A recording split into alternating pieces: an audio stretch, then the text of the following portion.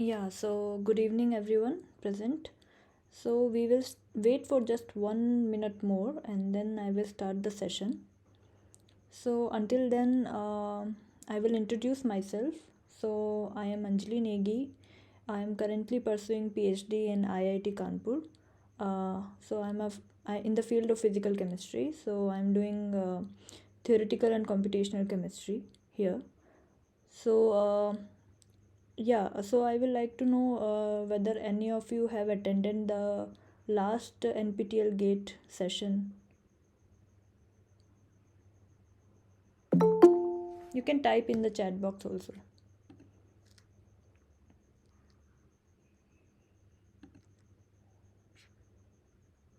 So have you guys attended the last NPTEL session that was going from September to October?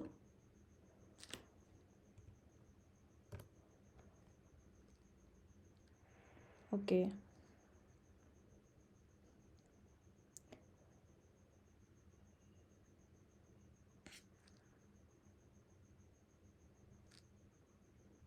Okay, so I think you guys are familiar with the sessions and like because we have instruction to pre-record the video solution of each gate previous year questions that we choose, and then we make a video and play it here, and then we ask if you guys have any doubt. So you can ask your doubt also, and also you can give your feedback at the end, like what do you want the changes or whether it is going fine or not. In my previous NPTEL session that I took, because this is the fresh one that we are starting again in the continuation of the last 12-week course. So in that some of my student attending were asking me to do some tutorial on some particular topics that they want, instead of only doing the GATE previous year question solution. So but the problem that I saw that the one who were asking me to do the tutorial on each topic, they were absent in the another session. So it is very difficult, because if I'm doing another after a week, I'm doing the live session and teaching the tutorial on that topic, and that person who have asked or requested is not present, then it becomes a little difficult, because other might have not come for that expectation that I will be doing that tutorial. So if you guys will give me any recommendation or feedback like that, then I request you to attend the another session also, because keeping that in mind, I am doing the live session for the next week also. Okay, so thank you. I will now start.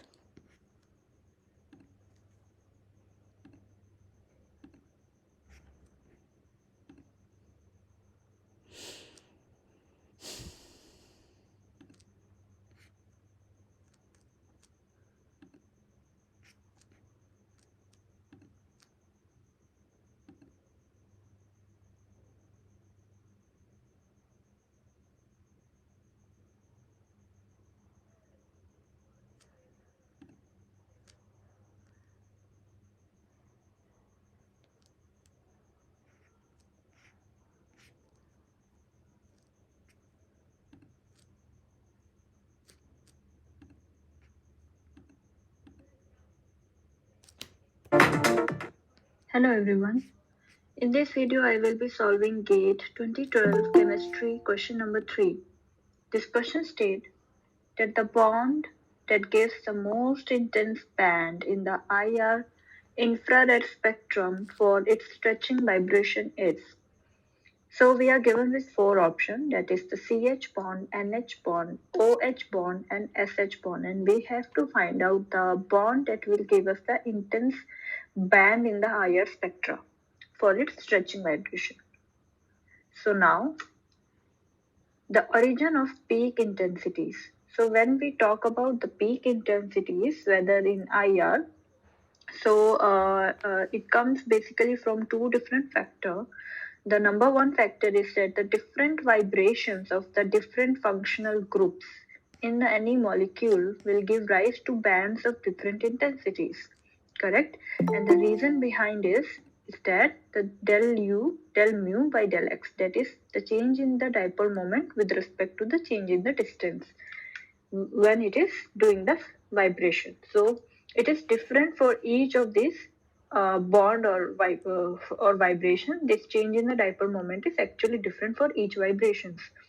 So the greater the change in the dipole moment with respect to distance, for any vibration, we will have greater is the intensity of that particular bond or peak. Okay.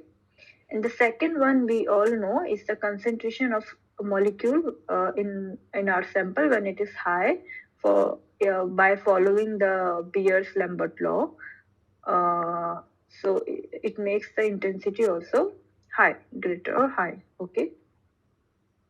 So moving back to our problem, now keeping those points in mind, we have CH, NH, OH and SH bond. So for all these bonds, remember that the dipole moment has direction as well as magnitude. So we denote dipole moments like this, where the direction is towards more negative atom.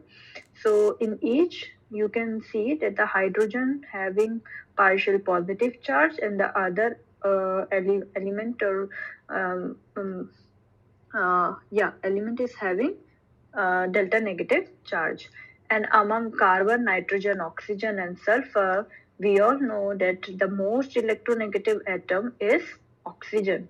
So when O is present, so I will so among all these four different options, we have OH as the most electronegative or polar bond. So therefore,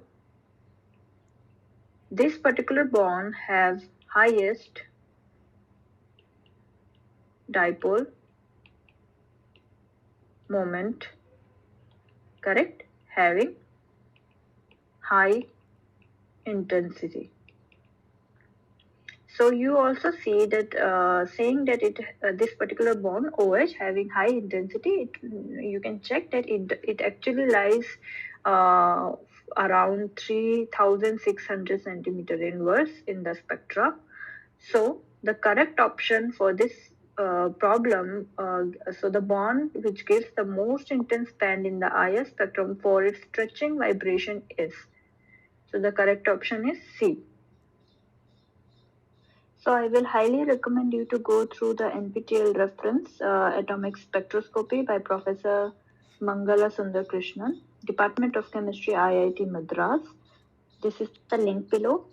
Thank you.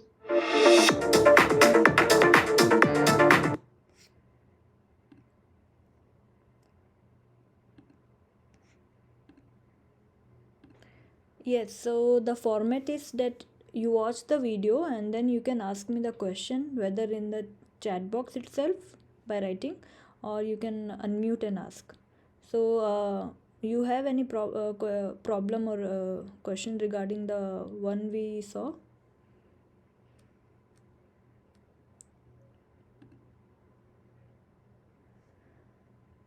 No, ma'am.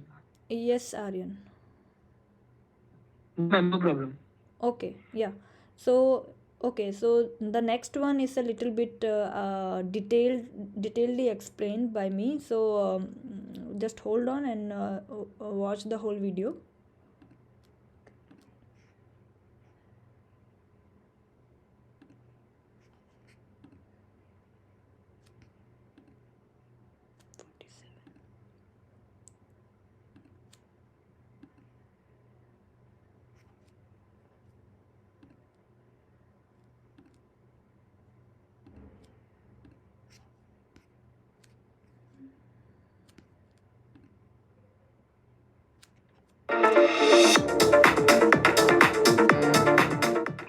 Hello everyone. In this video, I will be solving GATE 2013 Chemistry, question number 47. This question states that the ground state term of hexaquanickel complex is.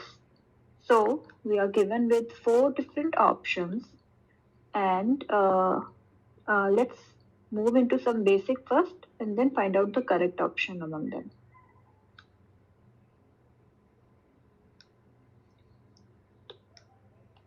So to look into the electronic transitions for any multi-electron system, for example, a complex. So the electronic configuration, for example, P2, D2, whenever this electronic configuration is in crystal field terminology, we denote it whether it is in octahedral or tetrahedral field. For example, in octahedral, this D will not be degenerate and will split into T2G and EG orbitals, correct? And the electronic transition will take place such that we can find out the corresponding changes in energy between the two states. Okay, so these state can be labeled as according to the Russell-Sanders coupling. So we label this state using the RS coupling, and we define it as 2s plus 1 capital L J, where all the terms have their own meaning. So the first 2s plus 1 is a spin multiplicity. So this is looking at the first stage, that is the corresponding spin multiplicity.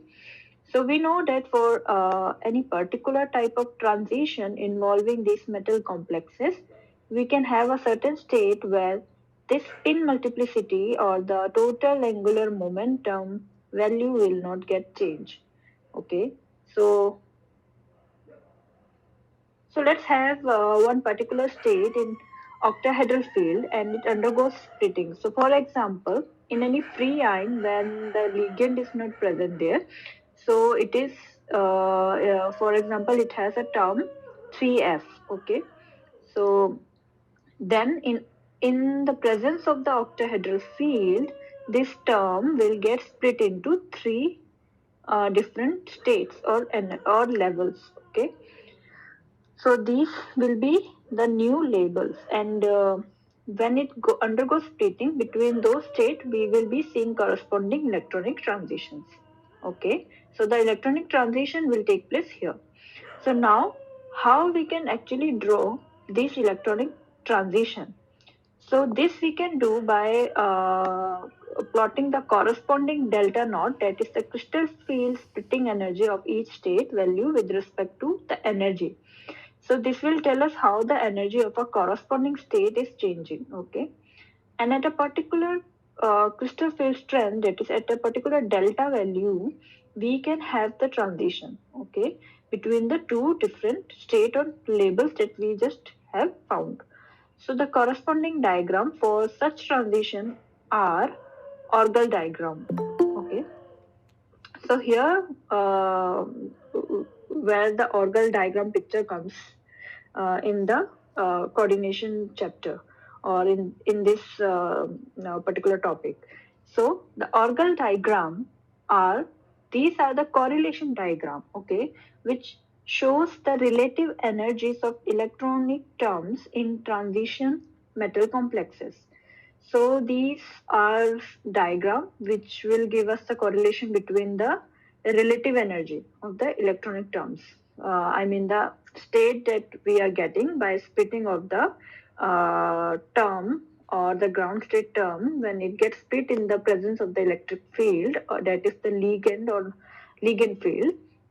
So the transition happening between those splitted states is when plotted such that in a diagram of 2 dimension or 1 dimension, we have delta naught versus energy, and that is why we are saying that is a correlation diagram, and it shows the relative energy of electronic terms. So we are comparing the energy of each splitted terms or splitted labels. Okay, so the point to be noted here is that the orbital diagram are restricted to only show the weak field or high spin cases.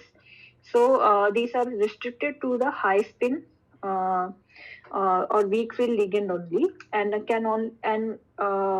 and offer no information about the strong field or low spin cases. Because orbital diagram are qualitative in nature, no energy calculation can be performed from these diagrams. So they will only give us the qualitative information but we cannot do some quantitative energy difference or sort of things that from this diagram. Also, orbital diagram only show the symmetry states of the highest spin multiplicity instead of all possible terms. So we will learn more. Okay, so let's move. So for example, we have P2. This is in octahedral complex. These have a different electronic state. So yes. So in any multi-electronic system, we have more number of these electronic state. We have corresponding labels for these electronic state. For example, in group theory, we label are called irreducible representation. Example, in a character table you can see. So we have corresponding labels such as capital S, P, D, F, and G, correct? And these label can split in a particular octahedral field. Okay, so this will split into three different uh, three different labels. For example, A, E, and T. So this T is the known as the three-fold orbital degeneracy. We do not have four-fold orbital degeneracy. Up to three we can find. This E is the doublet or two-fold orbital degeneracy, and this is a singlet level. Okay, and these are the further terms which we get after the S, P, D, F, G, one of whatever ground state term or excited state term we have for our electronic configuration for the multi-electronic system. For example, P2 or D2 or D8 electronic configuration. For those, when we get these state after, if it is in a free ion condition, then it remains up to here only. But after we have a ligand present or the octahedral or tetrahedral field present for the complex, it further gets split. These terms further get split into A, E, and T. And this A, E, and T are correspondingly singlet, doublet, and triplet states. Okay. For here you can see the example of P2 where the electrons are such that my ml value is 1, my ms value is plus minus 1, my 2s become 3 or 1, correct? And so I will get up to 3 labels, that is 3p, 1d and 1s, where my 3p is my ground state term. Okay? Yeah. Okay. I have written here P2 slash P4 because P2, if it is my P2 is my electronic configuration, just say that P4 is the whole configuration, okay, corresponding. Then in electronic transition, spin state remains same. So the point to be noted here that in electronic transition, if we assume that the spin state, that is my spin multiplicity is not changing, that is the same spin multiplicity, the ground state is the corresponding triplet state. So that means that for any electronic configuration, for example P2 here, we have to find MLMS, look into the microstate table, and then find out the states corresponding to that configuration, and look into the spin multiplicity. The terms that you will correctly find is the 3p, 1d and 1s for P2, and the ground state term is 3p here. Okay, we will see how particular 3p term, when kept in octahedral field, what will be the corresponding label for a particular p value. So once you find out the ground state term for the particular electronic configuration, you can put it in a in an in an octahedral field, and then look whether how it is splitting. So for example, we can take the example from metal complexes having d orbital such as d1 up to d10. Let's take d2. This is only for this methodology to find out the final terms for that electronic configuration. For example, for D2, you will find out that the 3F is the ground state term, and these other 3p, 1g, 1d, 1s are the excited state terms. Okay. Yes. So the table for free ion terms for DN configuration. So if there is no ligand is present, then we call it a free ion. For example, D2 nickel 2 plus in free ion condition. So these configuration from D1 to D10, we have the free ion terms. For example, D1 we have only 2D present, but for D2 you have 3S, 3P, 1G, 1D, 1S, and similarly you can look for all others.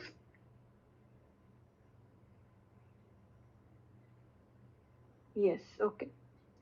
So the corresponding electronic configuration for the field levels. Okay. So here the another point to be noted is that for a field level, I mean for like S2, so here it should be P6, right? Yeah, and then D10, we have a single state 1s for all these. No other, because there is a no, because we don't have any other combination which is permissible for the filled levels of electronic configuration. But in the case of P1 and P5, we have like 2P, and the transition between the electronic terms will give rise to the spectra. Okay. Now coming to group theory analysis of this term splitting. So when I'm saying term splitting, it means that under the crystal field, we get a splitted term AET for the terms that we actually find out, that is the SPDFGHI. For when these terms are put in octahedral symmetry or tetrahedral field, then these terms get further splitted, and the splitted such that the final representation, we call it as an irreducible representation because it cannot be reduced further. So my S is A1G, my P is T1G, my D is, so note that P is actually splitted in triplet. So T is the triplet, threefold orbital configuration, and my D is E plus T2, and F is such that my F have 7 orbitals. So A is singlet, T is triplet, T is triplet. Okay, so it makes up to 7. So that's how the splitting is done, taking A, E, and T only. So the one that you can see here, for example, A1. So 1 here represent, if with respect to C2 axis, it is symmetric in nature. So so that will represent it as 1 if it is symmetric with respect to C2, and G is if it is symmetric with respect to inversion. So in octahedral field, we have the center of inversion symmetry present. That's why in octahedral, you will see we write T2G and EG, and therefore the terms that get split in the octahedral field are also denoted as G, Jared. E, 2T1G and T2G. G is always written in the subscript to denote the center of inversion is present there. Okay. And similarly in tetrahedral, you will see that this G, Jared is missing there. Okay, because there is no center of inversion symmetry is present. Since here we have the octahedral field having one center of symmetry, all these states have been labeled as G.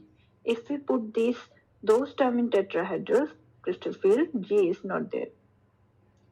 So basically these states show the number of spin allowed transition, because if we consider that only triplet or triplet transition is allowed or singlet to singlet transition is allowed, then terms with the same spin values can be identified, and one can put arrow between these two terms for the electronic transition. With these allowed transition, we have the corresponding respective symmetry.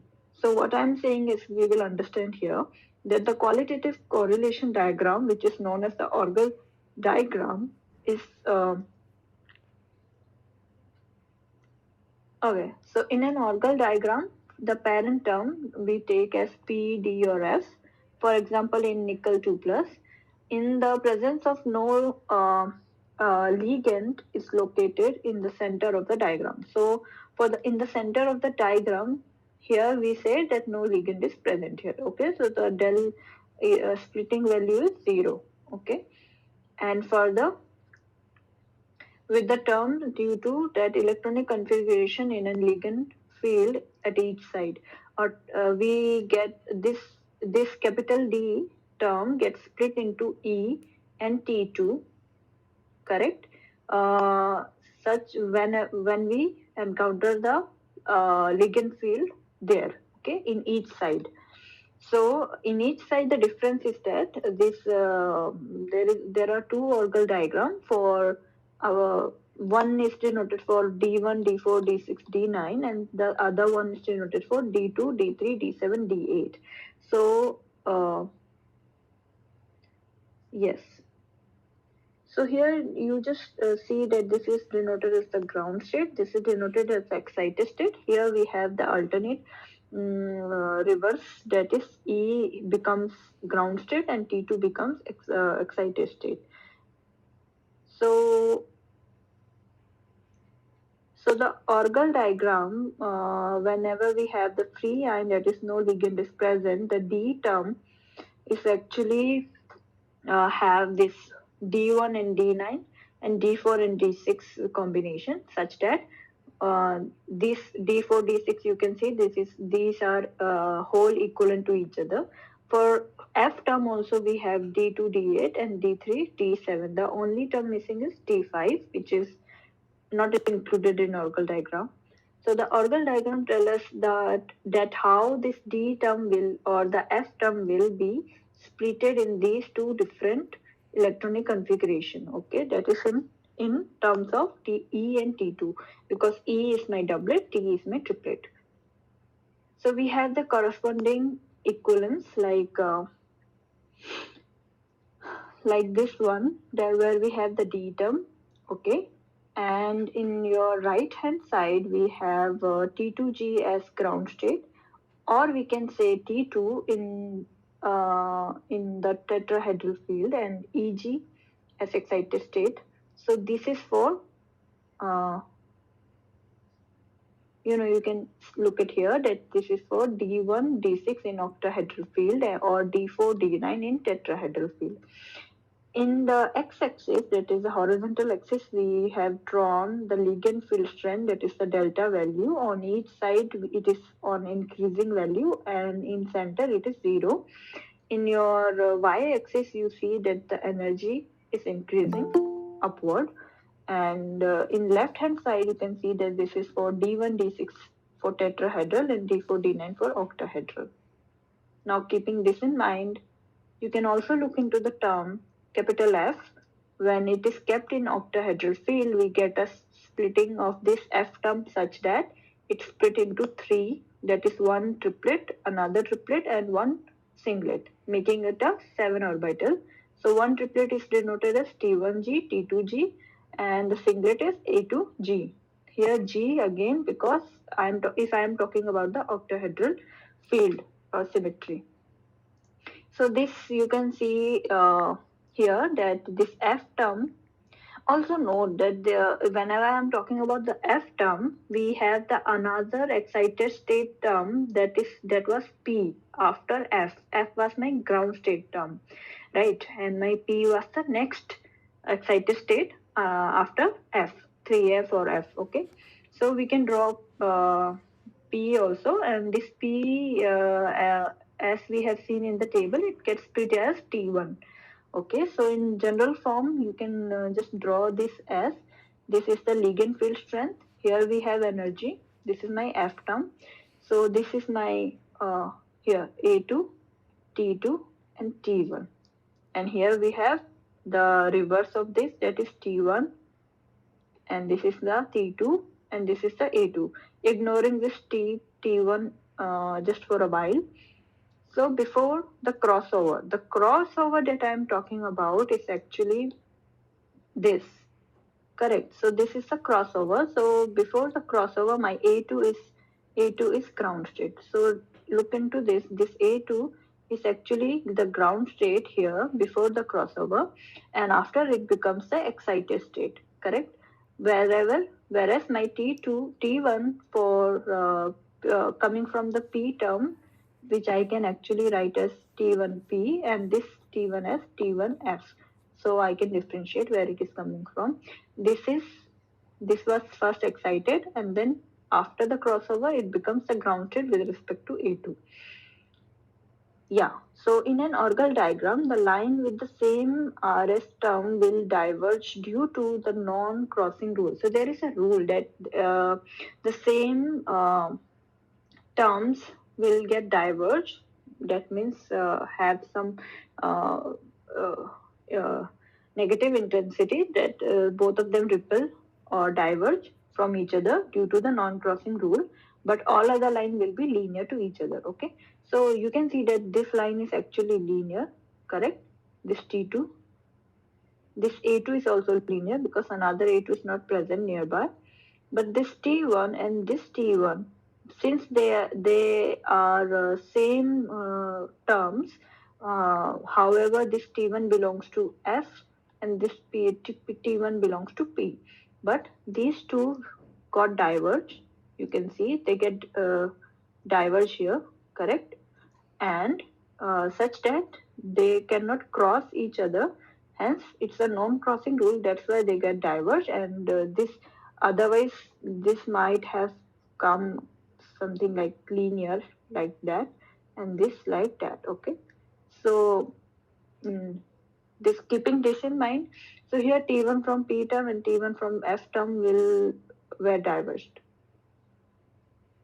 But because of this diversion, or not even because of this, but we have find out that there is a crossover, and this line that we call as the critical line actually divide this right hand side into two half, and we can get as this is as a weak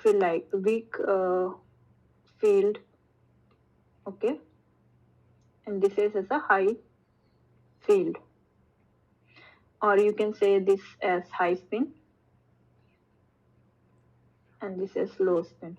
But in orgal diagram, earlier a slide, I have told you that in orgal diagram, uh, it can only account for the high spin complexes and not for the low spin.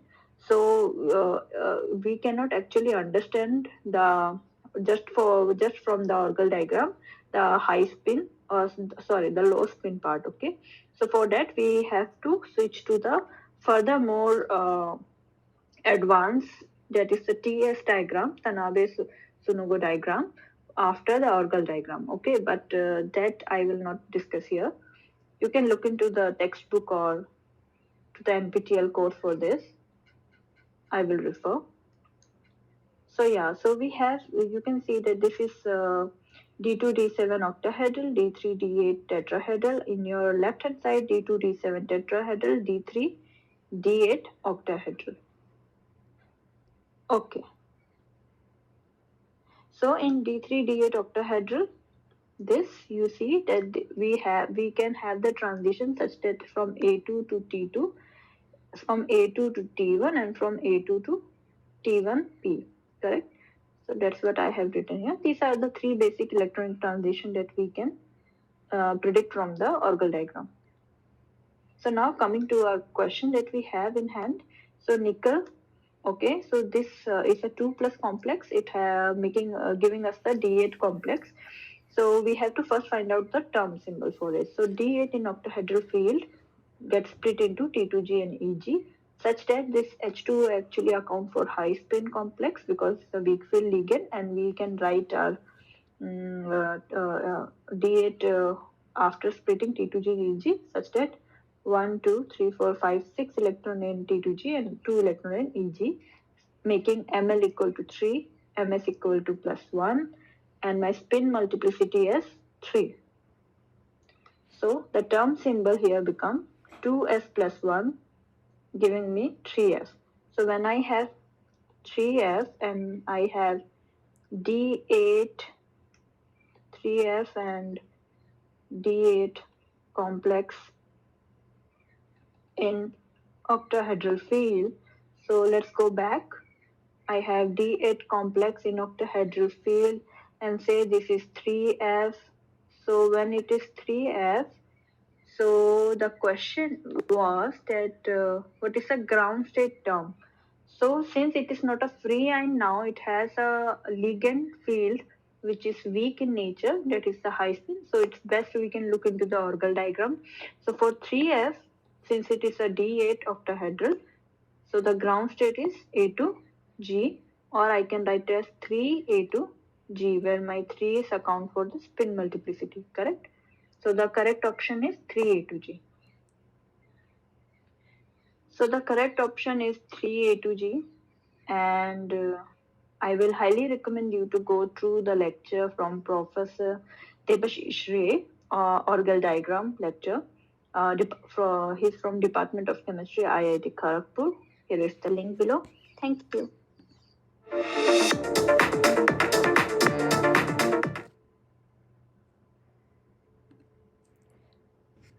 Yes, so if you guys have any doubt, you can type in the chat box.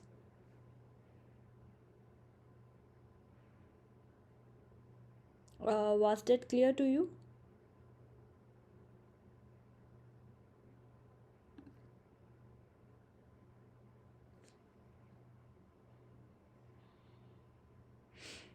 Okay.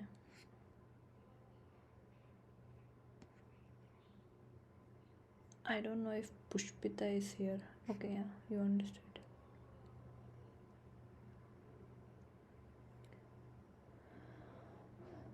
Okay, so at the end I will take your feedback. So please hold on for some more time. So let's move into another video solution.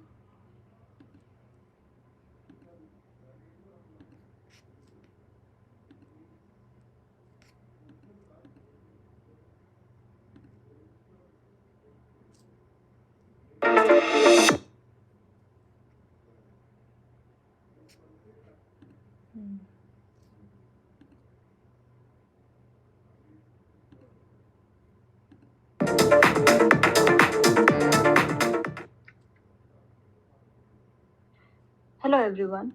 In this video, I will be solving GATE 2012 chemistry question number 3. This question states that the plot of magnetic susceptibility chi T versus T for a paramagnetic complex will be, which follows Curie's equation. So we are given with option A, B, C, D. So we have to find out the correct relation between my chi T versus T plot. So what is magnetic susceptibility? So when we talk about the magnetic susceptibility, it is the measure of the strength of interaction uh, happens when we place the substance or a sample in a magnetic field. So it is usually measured as the force exerted upon a sample. So it is usually measured as a force exerted upon a sample when it is placed in a magnetic field. So more paramagnetic material or sample is actually drawn more to the intense part of the field. So, this magnetic susceptibility in chemical application, we actually write it as the molar magnetic susceptibility, and the magnitude the unit is in meter cube mole inverse. Okay. Yeah. So it's so for the paramagnetic materials in particular, we find that in paramagnetic material we have spins are randomly oriented. So the spins are randomly oriented such that the total, since each electron generates some magnetic field, but whenever they are in pair or opposite spin, the magnetic field cancel out totally. But when there is some random orientation and we have the spin cancellation is not done fully, then for example in paramagnetic material we encounter that because of this they are highly drawn to the strong magnetic field and having high magnetic susceptibility. Okay, so the magnetic susceptibility for the paramagnetic material, we can actually write it as the chi correlated is equal to the observed one minus, we correct it by subtracting the diamagnetic core susceptibility. Okay, and finally this chi correlated for paramagnetic materials can be written as equal to C upon T, where this comes from Curie's law, which is that my chi correlated for magnetic paramagnetic material is inversely proportional to the absolute temperature T. Okay, so it depends upon it depends inversely on the absolute temperature T, where my C is my Curie constant. So in general, the plot will look like something like this because it is inversely proportional, hence it decreases as T increases. But since we are asked for the plot of chi T versus T, so when this T,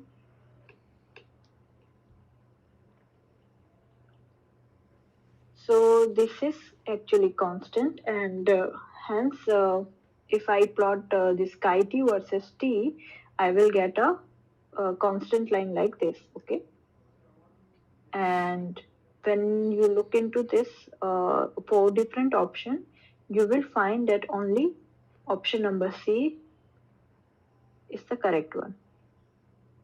And for this, I will recommend you to go through Magnetochemistry by Professor Debashish Ray, Department of Chemistry, IIT Kharagpur. Here is the link below. Thank you.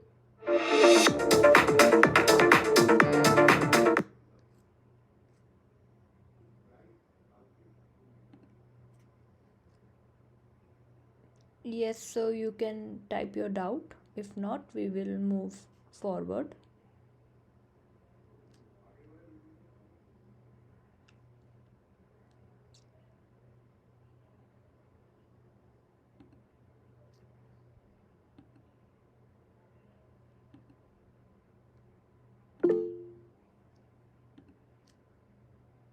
Okay.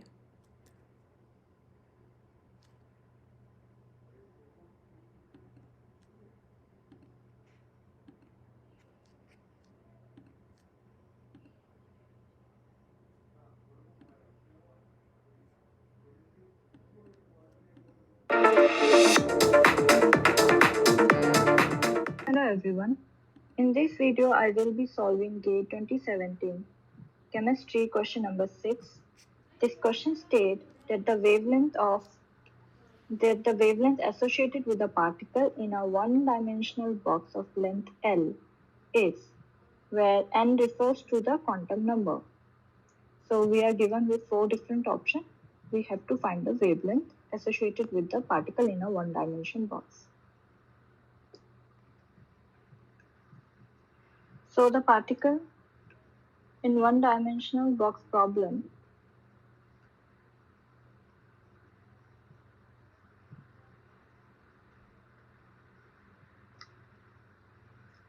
mathematically we can define it as a particle is bound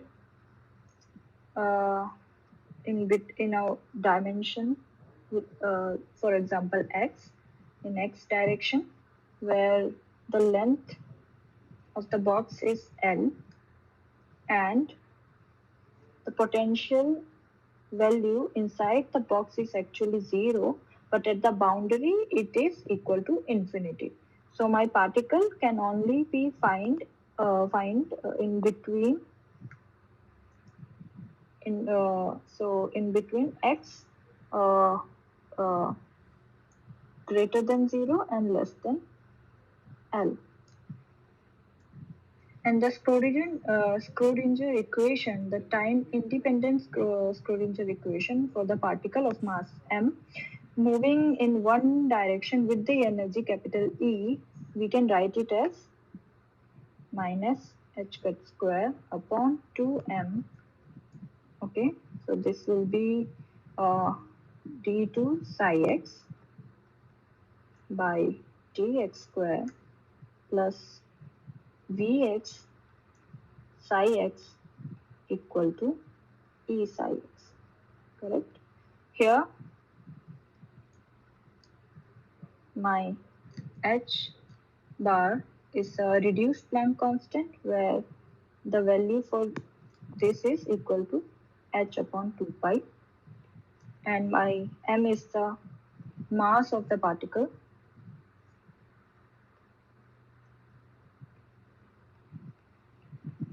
and psi x is the stationary time independent wavelength, and Vx is my potential energy as a function of the position, and E is my energy. Okay.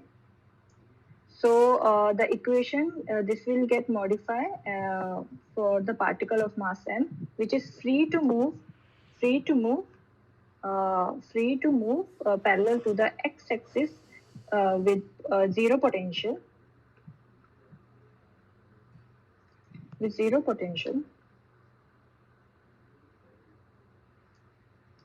Okay, resulting in a quantum mechanical description of free motion in one dimension. Okay, so this will be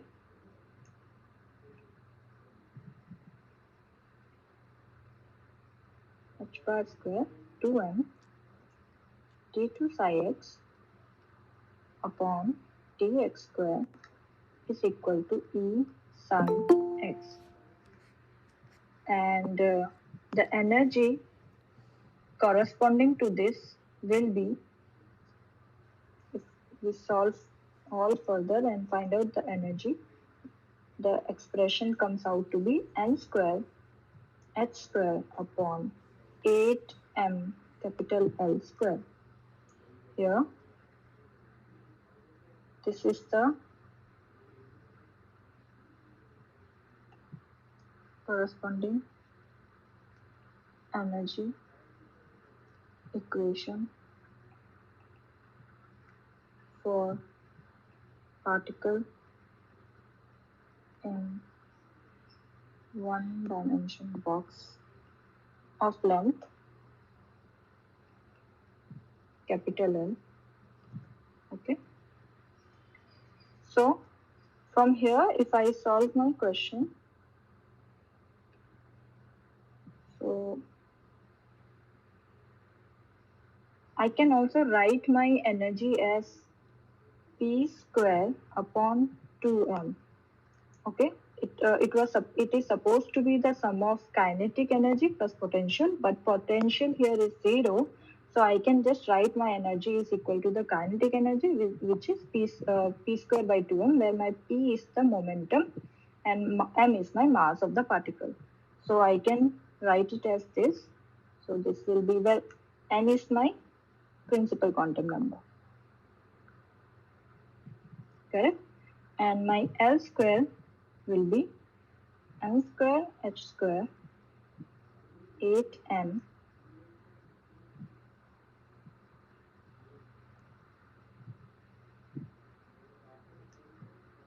so this will give me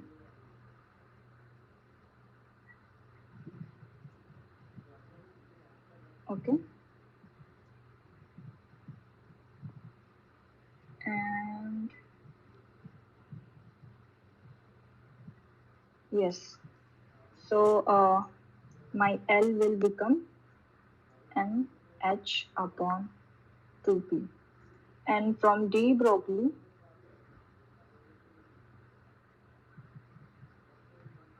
we know at lambda is equal to h upon p. This is the de Broglie wavelength, correct?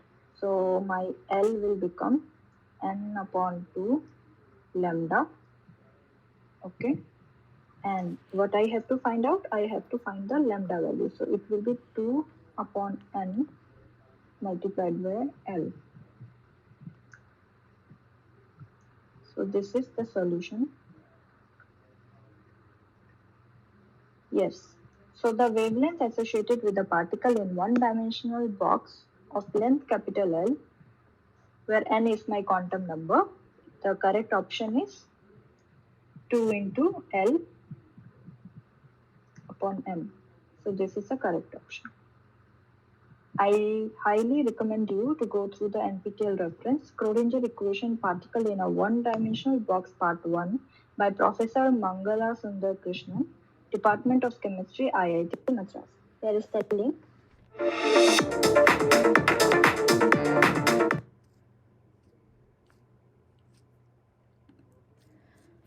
Okay, so any doubt?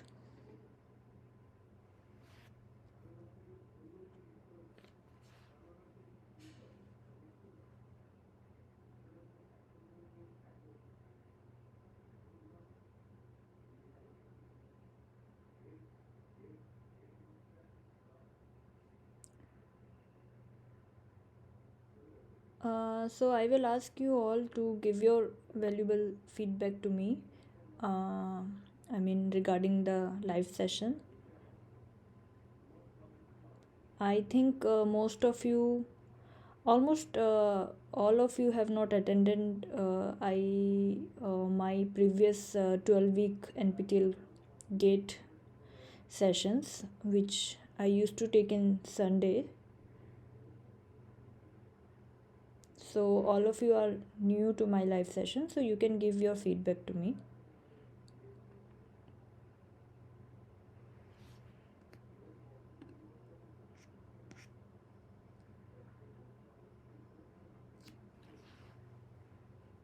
So all of you will be appearing for 2023 GATE, right?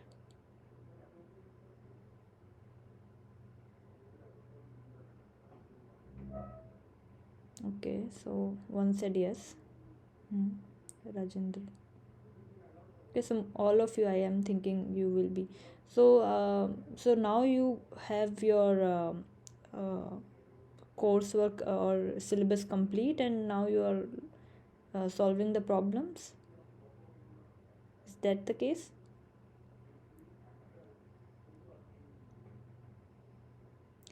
Okay, so most of you have completed your masters.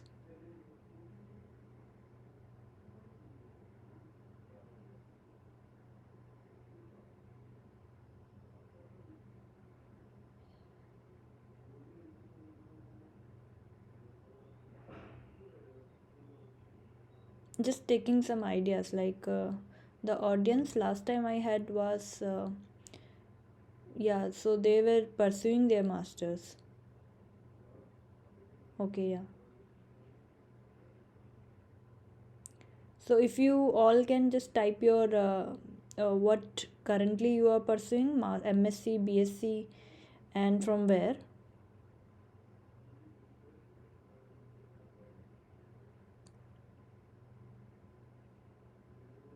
Okay, MSc second year.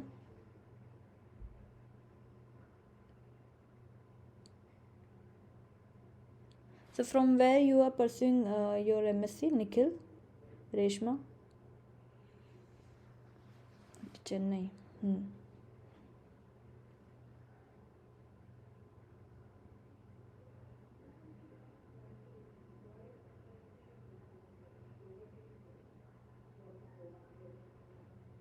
Okay, Pushpita.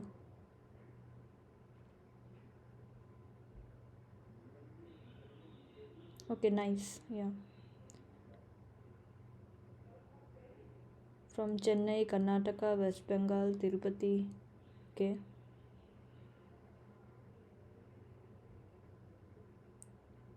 I think Shika, you wrote your from where you are doing your MSc.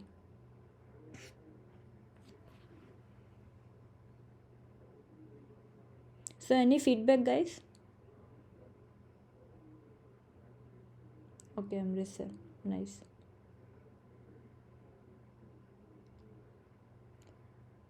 Yeah, Reshma, I think you might, all of you are aware of the Gate portal, which is live, and you can search in your Google browser.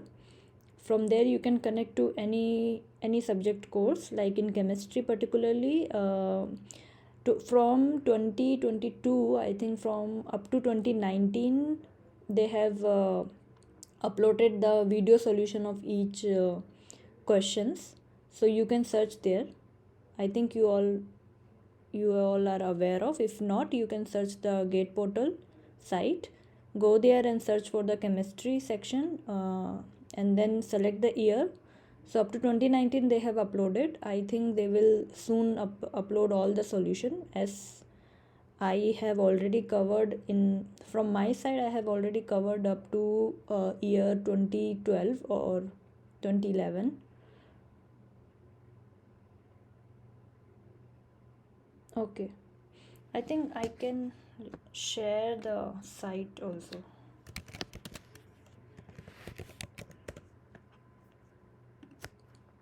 because as I am doing only the physical chemistry part, so there you can actually search for other also, like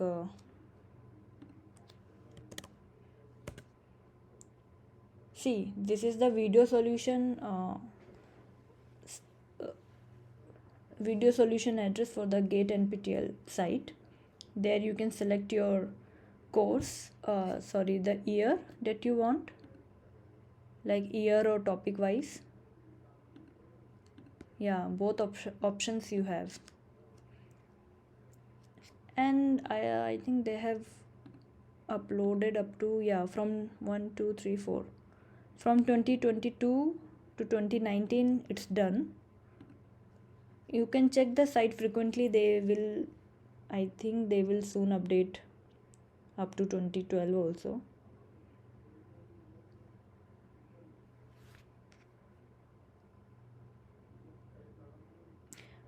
Okay, yeah, so I got your feedback, thank you so much.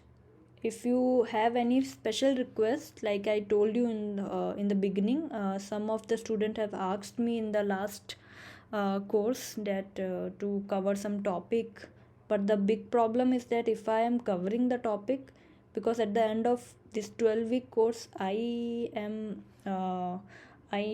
have to give them the sheet that I have completed this number of video solution. So if I am doing a live session where I am not playing any video solution and just covering a tutorial, then it becomes a little difficult for me, because anyhow I have to complete the set of number of video solution to be submitted. So on your special request I can do, but you have to attend the session at least. Chemistry video solutions are not there, but the site I gave you, wait, why it's not there? It's there. Sorry ma'am. Okay, yeah. Okay, so we will meet in the next week. Thank you so much for attending. Okay, I will end the session now. Yeah, thank you.